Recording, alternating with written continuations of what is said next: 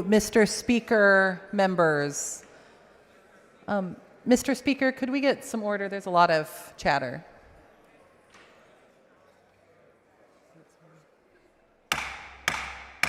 Members, please take your conversations outside the rail.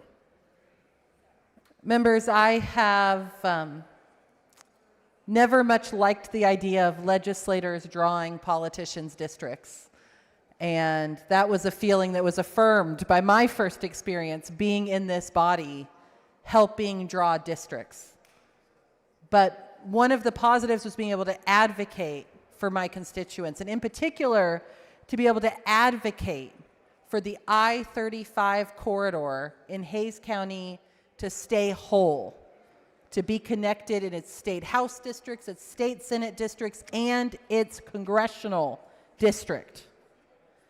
That's important because the I-35 corridor is a distinct community that is connected to itself.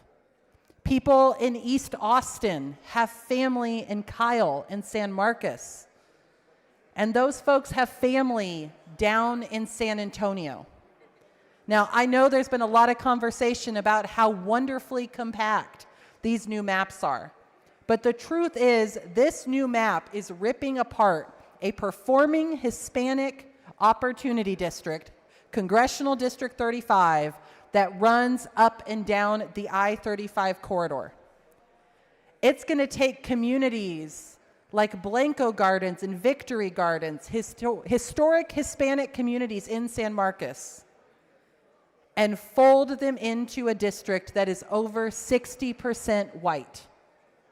It's going to take the voice of those constituents and effectively erase them, giving them no power in determining who represents them in Congress, and attaching them to counties that they have little relationship with, like Bandera, Gillespie, Kendall, Kerr.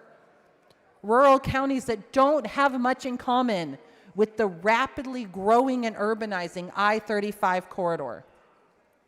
It's also going to take fast-growing communities like Buda and Kyle and attach them to communities on the Gulf Coast, to Matagorda County, Aransas County, Nueces. It's going to take bedroom communities of Austin like Buda and Kyle, communities where the industries are focused on tech, government, higher education, and connect them to more industrial communities that just don't share their interests.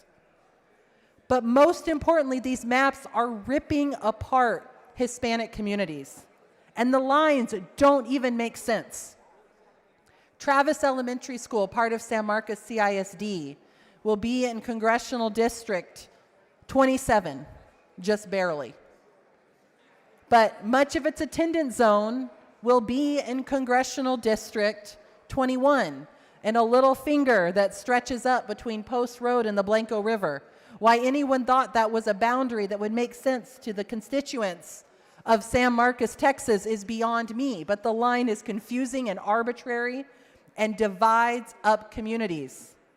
It means that Blanco Gardens will be in a different congressional district than Blanco River Gardens, neighborhoods that, again, share a community, share relationships, share a grocery store, will be in different congressional districts.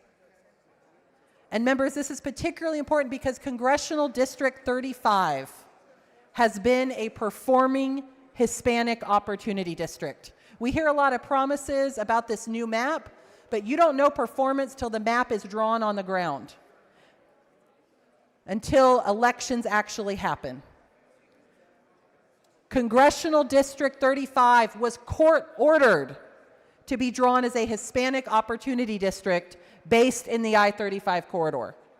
And this body is about to disregard that court order and rip communities I represent apart. Remember, these maps also harm the Black community along the I-35 corridor, not just the Hispanic community. Right now, Congressional District 35 is 13.9% Black in voting age population. Now, parts of that district are going to get absorbed into Congressional District 37, Congressional District 21, and some will stay in 35. The highest black population in any of those districts is 10%. Congressional District 21 will be just 2.53%. That means our historic black communities in San Marcos that live along Martin Luther King Jr. Boulevard are going to have no ability to link their voices with those of other constituents who share their identity and their history in order to have an influence on the electoral outcome. This map is destroying a district that has consistently been able to elevate the voices of people of color in choosing who represents them. So members, I ask you to think about the harm that's happening. Think about the districts on the ground that are being ripped apart. Think about the constituents who are going to have members of Congress who have no reason to listen to them because these maps are drawn to marginalize their voices. Members, stand up for fair representation and vote no on this map. Mr. Speaker, Ms. Flores, for what purpose? will the gentlelady yield for question? Will the lady yield for questions? I will. The lady yields. Thank you, Representative Zwiener. I understand your district, like mine, is within the current Congressional District 35. Is that correct? Yes, about 70% of my district is in Congressional District 35. And this is a strong Latino community and a strong Latino opportunity district, is it not? Yeah, we have historic Hispanic communities all up and down the I-35 corridor, from Ulen to Kyle to San Marcos to East Austin, and of course down to San Antonio. And these are communities that, as I mentioned, share relationships. I was on the phone with my old chief of staff recently, who's old guard San Marcos, and he has cousins in East Austin and cousins in San Antonio. Are you familiar with Del Valley in my District 51 in Southeast Travis County? I'm familiar with the community, but I don't know it as well as you do. Well, as you might be aware, I represent two school districts. Del Valley ISD is in the community of Del Valley, and that's just east of the airport.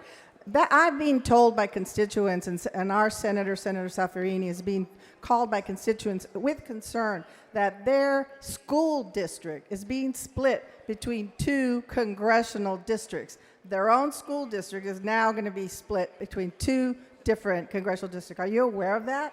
I wasn't aware of the specifics of Del Valley, but we're seeing those same concerns. San Marcos CISD is going to be split between two different districts, and even the attendance zones for some elementary schools are going to be divided between two districts. It doesn't make a lick of sense. And that community is a big Hispanic community, and those students in that school district are going to be torn apart. It's a community of interest, and they're going to be, no longer be able to share a congressional representative.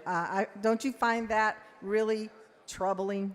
I find it incredibly troubling. And I was looking over the map, using some of the tools we have to look at the population, the Hispanic population in particular in that area. And when you're east of 35, I-35 in either Travis County or Hays County, there is almost always, with a couple exceptions, a Hispanic plurality. And in most cases, a Hispanic majority.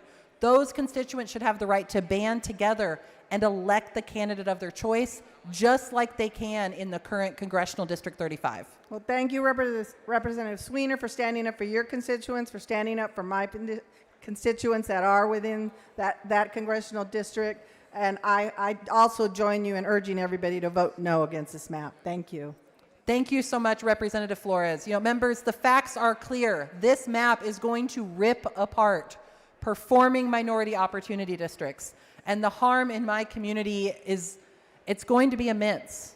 So I urge you to vote no and keep these connected communities of interest along I-35 together in Congressional District 35. Please vote no.